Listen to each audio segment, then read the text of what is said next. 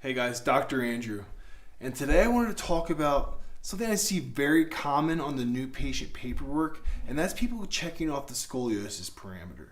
Now, this is very concerning to myself because that means that somebody prior has identified scoliosis and told you that you have scoliosis. Now, why am I so concerned about that? First off, if you were told that you had scoliosis from something called the Adams test, which is performed in middle school by maybe your gym teacher or school nurse, this has to be a very severe scoliosis to even show up. So that means it's already gone way too far. Second, another reason I'm concerned about scoliosis is because if you're told by a medical professional that you have scoliosis, what they want to do is, first of all, they just want to look at it. They want to test, retest. So they're just going to observe for changes in it. And what are they observing for? They're waiting for that scoliosis to get so severe that they can then do surgery on it.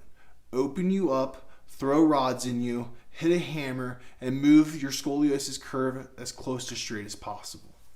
Now, I don't want you to go down that rabbit hole of just waiting, observing for that surgery to take place.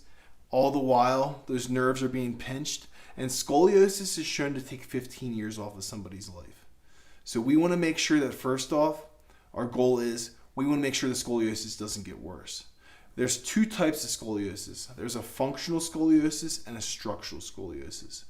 Now, a functional scoliosis is going to be due to a subluxation where the body wants to shorten the spinal cord, so it's going to throw these wacky curves around.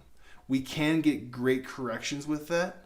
Or second off, if there is a structural scoliosis, that either means that there's something called a hemivertebra, where one side, half your vertebrae, is collapsed, which is going to throw a curve off. Now, we most likely are not going to see a lot of correction in that case, but what we can do is make sure the problem doesn't get worse, that you don't have to go down that route of surgery. Now, you might have seen a chiropractor before. That chiropractor told you you have scoliosis, and there's not much they can do about it. That's because that chiropractor doesn't practice what we practice. All the doctors in this office are certified in the Max Living Spinal Correction Level 1 at least. And what that means is we're equipped with the adjusting techniques and the rehab techniques to get changes in scoliosis.